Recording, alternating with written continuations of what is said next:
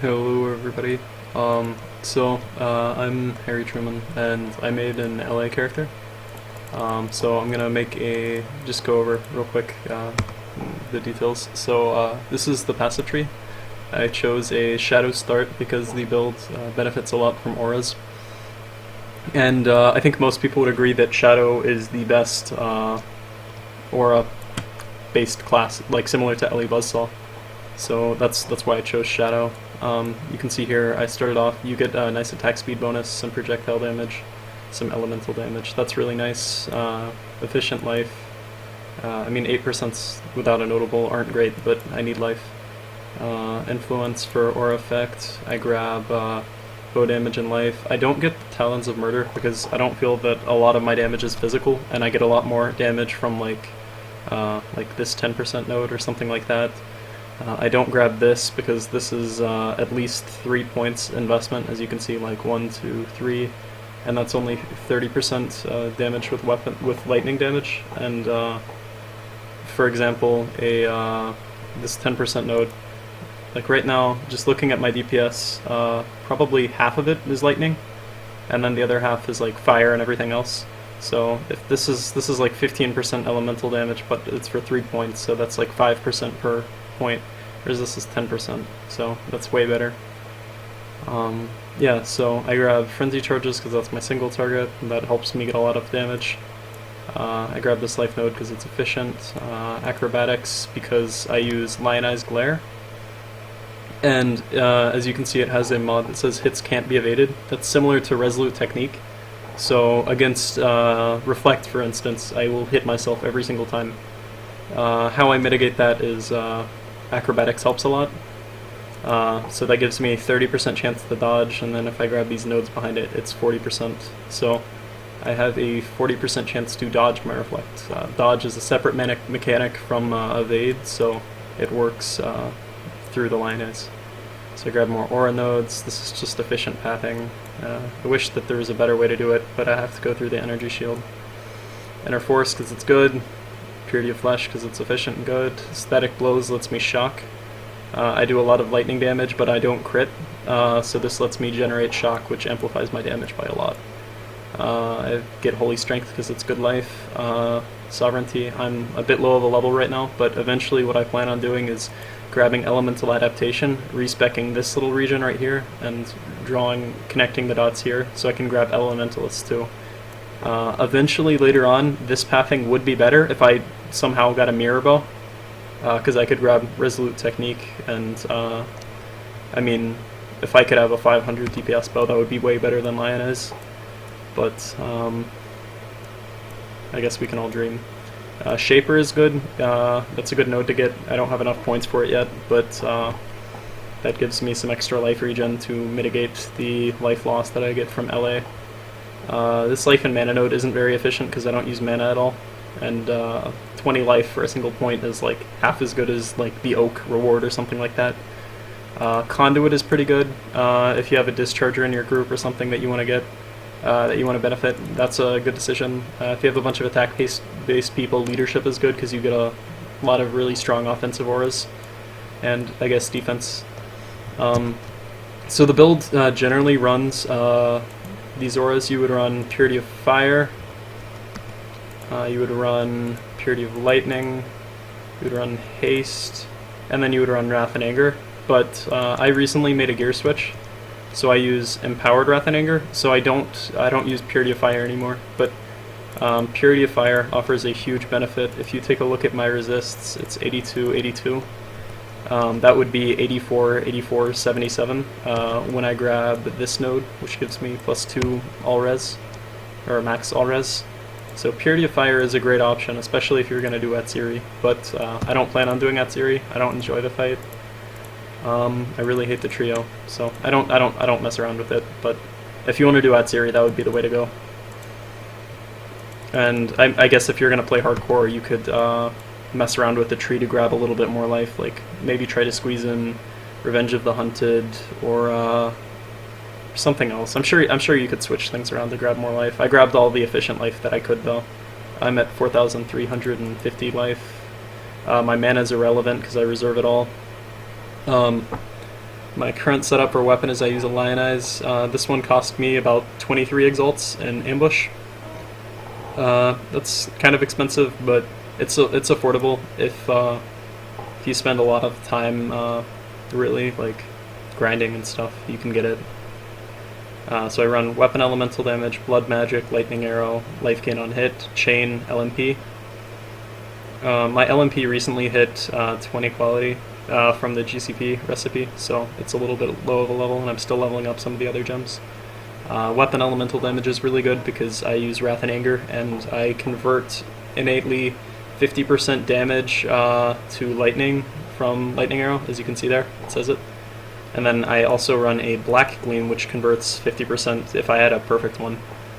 So ideally I'm doing 0 physical damage, all elemental, and weapon elemental just becomes a huge damage boost. Life gain on hit is useful because I use lightning arrow, and I am attacking I'm shooting 4 arrows per lightning arrow, which chain 2 times, and then they hit 3 additional times near the target. That is, I think it's about 36 times the, so I'm hitting 36 times if I hit like a 4 mob pack every time I shoot the lightning arrow. So it costs 202 life, which is kind of a big deal if you miss, but I mean if you hit, you're going to be netting a ton of life. I've outlined the specifics in my guide. And then for my helmet, if you didn't want to go this route and you wanted to run the Purity of Fire, you would have reduced mana, haste, or hatred. I like haste better because haste gives you move speed, but unless you like, hatred is a better damage boost, but haste also gives the move speed, so it helps more in clear speed. That's personal preference. You could do hatred if you wanted, but right now I'm running reduced mana, wrath, anger, and empower. I would like this to be level 4 empower, but that's really expensive, and I'm not that rich. So that's the helmet setup. You always want to have an Alpha Cell. If you can't get an Alpha Cell, you'll want to use a Joffrey's Crest. That gives +1 level of gems, which will just boost up your Wrath and Anger a little bit. Sort of a budget option. My amulet, I get a lot of dexterity from the amulet. I'm a little low on dex in the tree, so if I didn't have this, I would have to get one of these nodes.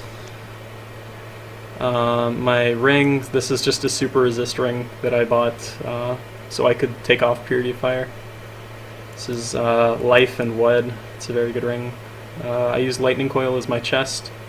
The reason I do so is because I have acrobatics, so I don't actually have any armor. I have like 580, which is pretty much nothing. My evasion's not even that high either, but it converts 40% of fizz damage to lightning damage. And because I have 82 lightning res, that ends up mitigating somewhere around 30 to 35% of the physical damage that I would take. And that's arguably better than armor, because it doesn't have any worse mitigation against very large hits. Yeah, so that's pretty good. These gloves are kind of nice. I need the resists, that's why I'm using them. Again, I kind of need the dex too, so I could always drop these gloves and grab a 30 dex node. That's not a really big deal. Same for this amulet. Like for a budget option, I would just use a jade amulet and try to get some resists. The attack speed on the gloves is nice, life is nice, resists are nice, whatever you have to do. Eventually, if you get enough life and you feel comfortable doing so, you could swap these out for Thunderfist. The 100% increased duration really benefits the build a lot. So yeah, I would look into that. And then yeah, so in here you would run reduced mana, haste, purity of lightning, purity of fire. So it's a pretty basic setup. Also, I didn't mention this, but I'm using Val Haste as a gem. Eventually, when I get a 6-link lightning coil, I will move this to where my purity of fire is, because I'm not really using the purity of fire. It's just kind of sitting there collecting dust. So that would be the switch that I would make. So my frenzy, I corrupted it for minus quality. Yay! I got life leech, blood magic, wed again, faster attacks, and there we go. And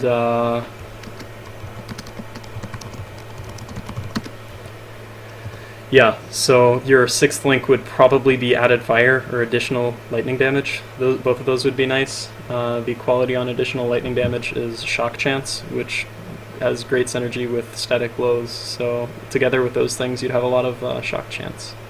I didn't mention this before, but you could potentially get this shock node, which gives you an additional 5% shock chance. So together with static blows, you would be at 25%, which is really huge.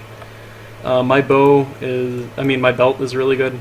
A rustic with wed is ideal. If you can't get a rustic with wed, go for a leather belt with wed and get as much resists as you can. The armor roll is completely irrelevant. I don't need that at all. I don't really use armor. Boots are just resists, life, move speed, just pretty basic. So I've got a cast when damage taken, Enduring Cry, Immortal Call, increased duration. So you want to have Immortal Call and the Enduring Cry and the cast when damage taken limited on levels so that you're casting it often enough, because I don't have infinite life. So if I had it to cast when I lose 3,000 life, I would never use Immortal Call. It would be pointless and I would just die all the time. This is really like sort of a saving grace from the physical damage, because I have acrobatics and that's like okay mitigation. I have the lightning coil, that's okay, and then this is the icing on the cake that makes me tanky. Yeah, quality on Immortal Call is really huge. This is actually my second quality one that I had. The first one I accidentally vendored it to get a GCP to increase the quality of my Immortal Call, which, believe it or not, didn't work out too well. Yeah, so that's pretty much the... Oh, wait, flasks, yeah. So I use a Sapping Sanctified of Staunching. This is good because you're attacking a lot, so Corrupting Blood really hurts you. So hang on to these. You always want at least one charge left in case you do accidentally off-screen some Corrupted Blood. You don't really want to do that. The Seething Halid of Heat. I don't really need heat. Ideally that would be Staunching, but I'm low on alterations and I don't want to re-roll it. Because you're using Alpha's Howl, so you're not getting frozen.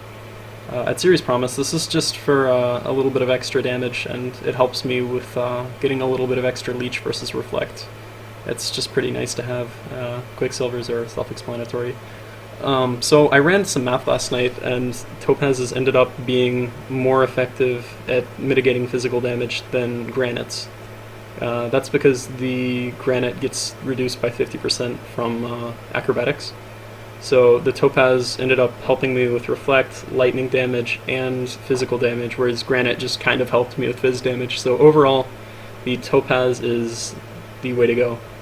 Ideally, I would have Charge Recovery and Curse Immunity on there. This would be Charge Recovery, move speed. Ample's fine too, though. And I guess if you were in Hardcore, you would swap this out for another Instant Flask. Yeah. So that's pretty much the core of the build. I also run some offhand Bright Beaks, or Bright Beak singular, that I use for Leap Slam, faster attacks, and blood magic. And then on the offhand, I'm leveling a Wrath. I have a portal gem, so I don't have to carry around portals, and I'm leveling up an Ellie Week. I chose Sappho's Frame because what'll happen is in fights I will get scared and I will have to Leap Slam away from things. And Sappho's will give me a little bit of spell block from things while I'm leaping away. As you can tell, I have pretty good move speed with this Bright Beak.